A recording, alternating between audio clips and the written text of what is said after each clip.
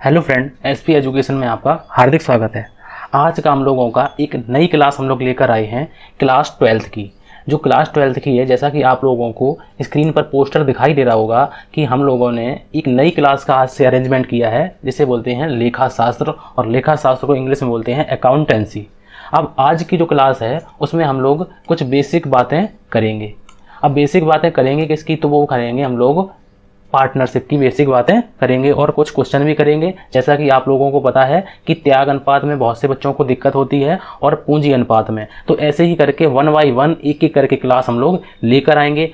आज से हम लोगों की जो क्लास चलेगी वो हम लोगों की कब तक के लिए होगी, 22-23 के लिए होगी। मतलब कि 2022 और 23 के जो स्टूडेंट हैं उन लोगों के लिए काफ़ी हेल्पफुल रहेगी। पूरी की पूरी क्लास हम लोग यूट्यूब पर फ्री में करेंगे आप लोगों के लिए।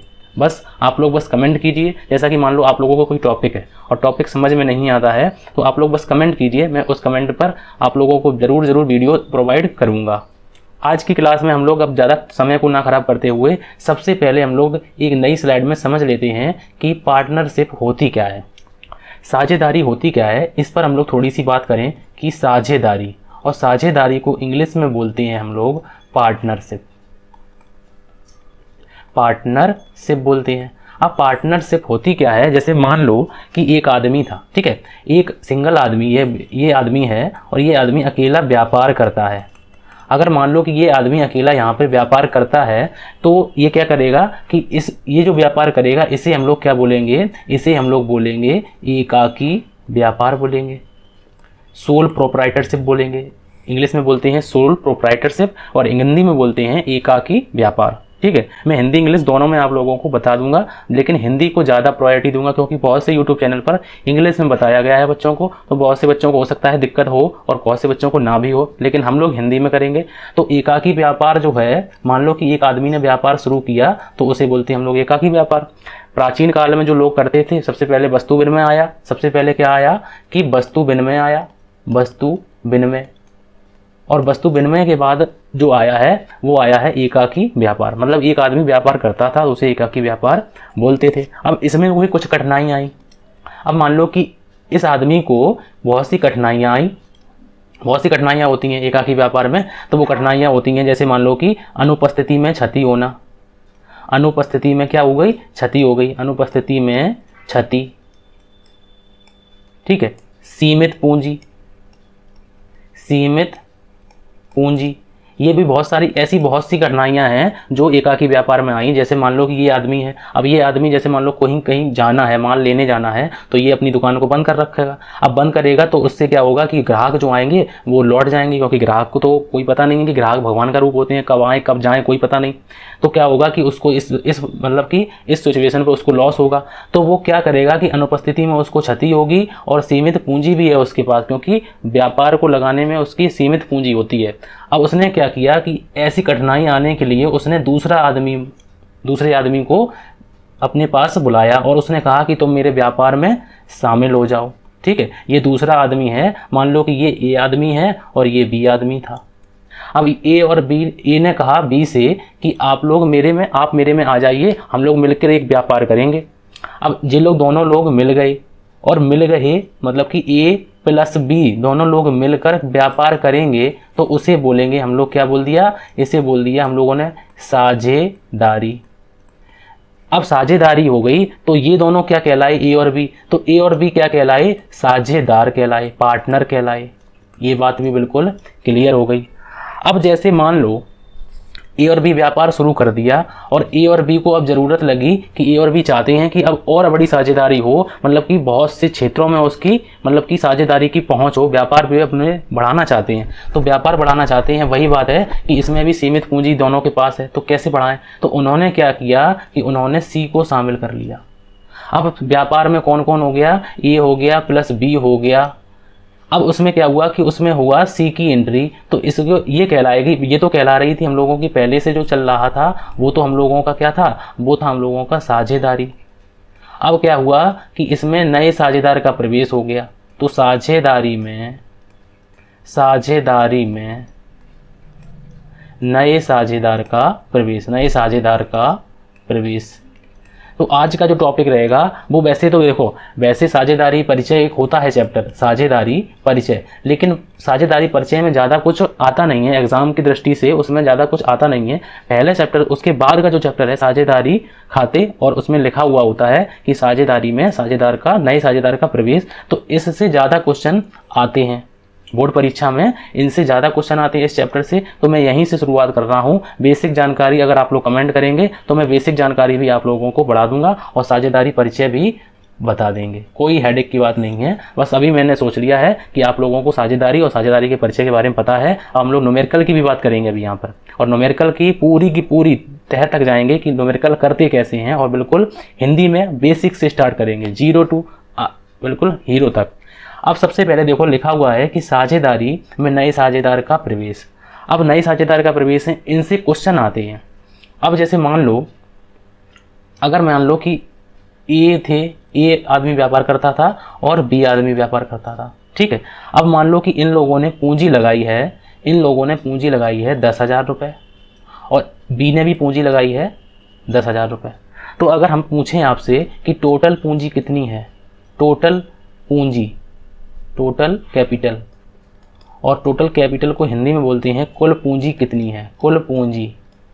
तो कुल पूंजी कितनी होगी, तो कुल पूंजी होगी हम लोगों की 20,000 रुपये। अब इन लोगों ने व्यापार शुरू किया और 20,000 रुपये लगाकर व्यापार शुरू हो गया। अब व्यापार शुरू होने के बाद इन लोगों को क्या हुआ, मान लो कि लाभ हुआ। अब लाभ हुआ, वो कितना हुआ, मान लो इन लोगों को लाभ हुआ 1,500 रुपये, ठीक है, 1,500 रुपये का लाभ हुआ। तो ए और बी दोनों बांट लेंगे, क्योंकि दोनों ने बराबर बराबर पूंजी लगाई है। तो दोनों कहेंगे कि हम दोनों लोग बराबर बराबर ले लेते हैं, 750 तुम ले लो और 750 मैं ले लेता हूँ, ठीक है। अब उसके बाद क्या हुआ कि इन दोनों ने सोचा कि अब हम लोग सी को शामिल करते हैं। साझेदारी में किसकी एंट्री हुई, सी की। तो अब कौन कौन हो गया, ए प्लस बी प्लस सी, ठीक है। अब ए प्लस बी प्लस सी हो गया। अब इन्होंने भी पूंजी लगाई है 10,000 रुपये, ठीक है, इन्होंने भी पूंजी लगाई है 10,000 रुपये, और सी नए आए हैं, वो भी पूंजी लेकर आए हैं 10,000 रुपये। अब टोटल पूंजी अगर पूछी जाए तो कुल पूंजी, मान लो कि कुल पूंजी हो गई हम लोगों की कितनी, 30,000 रुपये। अब मान लो कि इन लोगों को किसी साल फिर से इन लोगों को लाभ हुआ, जो फिर से एक साल 1,500 रुपये का हुआ। अब ये लोग क्या करेंगे, तो अब ये लोग करेंगे कि 500 रुपये ये कहेंगे कि हम ले लेते हैं, 500 बी ले लेते हैं और 500 सी ले लेते हैं। अब देखो ध्यान से कि सी जब नहीं आए थे, तो जब ए और बी व्यापार करते थे तो इन दोनों को कितना लाभ होता था, 750 रुपये और 750 रुपये। अब जब सी आ गए हैं तो वही 1,500 में अब देखो कितना लाभ हो रहा है, ए को 500 रुपये, बी को कितना हो रहा है 500 रुपये, तो सी को 500 रुपये हो रहा है। तो इन लोगों के लाभ में देखो कि पहले 750 थे, अब 500 थे, तो कितना रुपये घट गया, तो 250 रुपये माइनस हो गए। और ये कितने घट गए, तो ये भी 250 रुपये माइनस हो गए। अब ये 250 गए कहाँ, किसके पास गए, तो ये 250 और 250 प्लस इनके पास आ गए, किसके पास, सी के पास आ गए। सी को कितने हो गए 500 रुपये, 250 और 250 मिलके 500 रुपये। तो अगर हम कहें आपसे कि एक नया साझेदार आता है, कौन, सी, और सी अगर आता है तो अपना प्रॉफिट का हिस्सा कौन त्याग करता है, तो कौन त्याग करेगा, जो पुराने पार्टनर हैं ए और बी। तो ए ने कितना त्याग किया 250 रुपये और बी ने कितना त्याग किया 250 रुपये। तो टोटल कितना हो गया 500 रुपये, और 500 रुपये उठा के किसको दे दिया, सी को दे दिया। ये बात बिल्कुल क्लियर हो गई होगी। तो इसी से क्वेश्चन आते हैं कि त्याग अनुपात क्या होता है। तो त्याग अनुपात अगर पूछा जाता है तो त्याग अनुपात क्या होता है, तो त्याग अनुपात का फॉर्मूला होता है त्याग अनुपात बराबर पुराना अनुपात माइनस नया अनुपात। त्याग अनुपात बराबर क्या होता है फॉर्मूला, कि पुराना अनुपात माइनस नया अनुपात, सैक्रिफाइस रेशियो, इसे बोलते हैं सैक्रिफाइसिंग रेशियो। सैक्रिफाइस रेशियो बराबर होता है old ratio minus new ratio, ठीक है, old ratio minus new ratio भी होता है। अगर मैं आप लोगों से ये फॉर्मूला को याद नहीं करते, हम लोगों ने कहा है कि हम लोग बिल्कुल बेसिक से चलेंगे, कोई फॉर्मूला नहीं, ठीक है। तो देखो यहाँ पर ए को कितना मिलता है 250 रुपये, पहले ओल्ड हो गया, कितना ये ओल्ड है 250 रुपये, सॉरी ओल्ड में 750 रुपये मिलते हैं। अब कितने मिलते हैं न्यू में? 500 रुपये। तो ओल्ड में से न्यू माइनस किया तो क्या आ गया? त्याग आया कि ए ने कितना त्याग किया? 250 रुपये का, बी ने कितना त्याग किया? 250 रुपये का। तो अगर हम लोग अनुपात की बात करें तो अनुपात कैसे आते हैं? तो ये देखो अनुपात में हम लोग कैसे करते हैं कि इस बिंदी से ये बिंदी, इन दोनों में कॉमन क्या है? 250 में कॉमन क्या है? 250 में 0 0 कॉमन है। अगर हम पूछें कि ये दोनों किसी से कट जाएंगे तो आप कहेंगे कि 5 से कट जाएंगे, 25 ही से कट जाएंगे, 25 बन जाए 25 और 25 बन जाए 25। तो इसका रेशियो अगर पूछा जाए कि त्याग अनुपात का अनुपात कितना है, तो त्याग अनुपात बराबर ए और बी का जो अनुपात है, ए ने त्याग किया और बी ने त्याग किया, तो 1:1, मतलब बराबर बराबर त्याग किया है। तो इस प्रकार से क्वेश्चन पूछे जाते हैं। ठीक है, अगर आप लोगों को ये बात समझ में आ गई है तो आप लोग आगे चलिए। अब हम लोग आगे चलते हैं और इसके कुछ क्वेश्चन करते हैं। और क्वेश्चन में कुछ नहीं है, बहुत से क्वेश्चन हैं और हम लोग एक क्लास में नहीं करेंगे, बहुत सी क्लासों में अनुपात के क्वेश्चन करेंगे, गुडविल के क्वेश्चन करेंगे, पुनर्मूल्यांकन, रीवैल्यूएशन, ये सारे के सारे क्वेश्चन विधि विधान से बिल्कुल सिस्टम से करेंगे। ठीक है, अब हम लोग क्वेश्चन को देखते हैं। और क्वेश्चन को देखते हैं तो सबसे पहले 1 सेकेंड, अब ये आपकी स्क्रीन पर पहला क्वेश्चन लिखा हुआ है, इसको हम लोग सॉल्व करेंगे और ऐसे ही क्वेश्चन पूछे जाते हैं अनुपात के। ठीक है, तो हम लोग अब ज़्यादा समय, अब मैंने सोच लिया है कि आप लोगों को समझ में आ गया होगा। अगर आप लोगों को समझ में नहीं आया है तो हमें आप कमेंट कीजिए, मैं अलग से एक वीडियो, परिचय की वीडियो बनाऊंगा और आप लोगों को विधि बिल्कुल बेसिक से बता दूंगा। ठीक है, ऐसा कुछ है नहीं है शुरुआत में कि आप लोगों को समझ में ना आया हो, मैंने इस प्रकार से समझाया है कि आप लोगों को समझ में आ गया होगा। अब हम लोग क्वेश्चन करेंगे और क्वेश्चन को आप लोग पढ़िए ध्यान से कि ए और बी हैं, एक फर्म में साझेदार हैं। ठीक है, उनका लाभ विभाजन अनुपात जो है वो है 3:2। उन्होंने सी को फर्म में 1/6 भाग के लिए साझेदार बनाया। उनका नया लाभ विभाजन अनुपात तथा त्याग अनुपात बताइए, मतलब त्याग अनुपात ज्ञात कीजिए। तो ऐसे ही क्वेश्चन आप लोगों से पूछे जाते हैं, चाहे किसी भी में कहो, इंटर में कहो, चाहे आप लोग टीजीटी पीजीटी की तैयारी भी कर रहे हो तो वो भी इसमें हेल्पफुल रहेगा, क्योंकि टीजीटी पीजीटी में यहीं से क्वेश्चन पूछे जाते हैं। ठीक है, तो अब हम लोग क्वेश्चन को इसको सॉल्व करते हैं। अब सॉल्व करने में सबसे पहले देखो इसमें लिखा हुआ है 1 सेकेंड कि ए और बी, सबसे पहले हम लोग ये देखते हैं कि ए और बी कौन? ए है, ए का रेशियो कितना है? 3 है। अगर हम इसमें नीचे लिखा जाए तो बी के में लिख दो, बी का अगर रेशियो देखा जाए तो वो है 2। अगर हम लोग इनको भिन्न में लिखते हैं, क्योंकि सी जो आए हैं वो देखो भिन्न में दिया गया है। अब सी को कितने में है कि सी भाई 1/6 के लिए आते हैं। अब हम लोग इनको भी ए को और बी को भिन्न में कन्वर्ट करते हैं, तो अगर हम लोग इनमें 3 है, मतलब कि ए का 3 हिस्सा है, तो टोटल हिस्सा कितना हो गया? इन दोनों का टोटल करिए। हमेशा अनुपात में नीचे लिखते हैं उस नंबर को जो टोटल होता है। ठीक है, तो हम लोग अगर टोटल करें तो 3 और 2 5, तो इसके नीचे आ गया हम लोगों का 5। अगर इसके नीचे 5 आ गया तो बी वाले के नीचे भी 5 आ गया, क्योंकि ये रेशियो हम लोगों ने इसको ऐसे भी करके लिखा जा सकता है। ठीक है, अब हम लोग क्या करेंगे? अब हम लोग सी को भी लिख लेते हैं। अब सी का रेशियो कितना है? सी का है 1/6।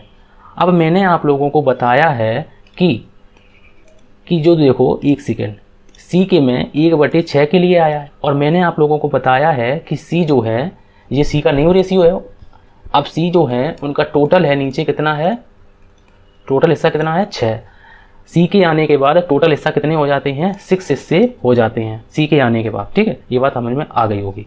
अब सी जो है उसमें से 6 हिस्से में से एक किसको दे दिया जाता है? सी को दे दिया जाता है। ये देखो लिखा हुआ है 1/6 में, मतलब कि 6 हिस्से में एक किसको दे दिया? हमने सी को दे दिया। तो 6 में से मैंने 1 माइनस कर दिया, तो 5 हिस्से कौन लेगा? 5 हिस्से ए और बी बांट लेंगे। बिल्कुल बात। तो हम लोग इनको बांट देते हैं 5 और बटे में मैंने बोला है पूरा टोटल लिखते हैं 6। ठीक है, 5/6 और ये भी बांटेंगे 5/6 को। अब गुणा करेंगे हम लोग, मल्टीप्लाई जो करेंगे वो ऊपर का ऊपर मल्टीप्लाई करेंगे और नीचे का नीचे करेंगे। अब 5 का करेंगे 3 में, तो 5 3 जा 15। अब इसमें करेंगे तो 6 5 जा 30। अब उसके बाद 5 2 जा 10 होता है। उसके बाद 6 5 जा 30। अब उसके बाद देखो यहाँ पर भी 30 है नीचे और यहाँ पर भी 30 है, लेकिन यहाँ पर 6 है। तो ऐसा हम क्या करें कि यहाँ पर भी 30 हो जाए। तो हम लोग, अगर हम मैथ का रूल कहता है कि अगर यहाँ पर अगर आप लोग 5 का मल्टीप्लाई करेंगे, क्योंकि हमें 30 करना है, तो यहाँ पर भी आप 5 का मल्टीप्लाई करेंगे। ठीक है, तो हम लोग क्या करेंगे, 5 बन जा 5 और 5 6 जा 30। अब हो गया हम लोगों का नीचे 30, यहाँ पे 30, यहाँ पे 30। ठीक है, अब इसके बाद हम लोग क्या करेंगे कि ये 30 को और ये 30 को हम लोगों ने काट दिया, मतलब कि कट कर दिया। अब उसके बाद हम लोगों के पास रह का गया है क्या, 15 है, 10 है और 5 है। अब ये हो गया हम लोगों का कि अगर ये जो नंबर हैं, अगर ये नंबर एक ही टेबल से अगर कटते हैं तो इनको काट दे जा। तो 5 मतलब कि ये नंबर जो है कट जाएंगे, 5 तिया 15, 5 दूनी 10 और 5 एकम 5। तो हम लोगों का नया अनुपात जो है, नया अनुपात बराबर कितना हो गया, 3:2:1, 3:2:1।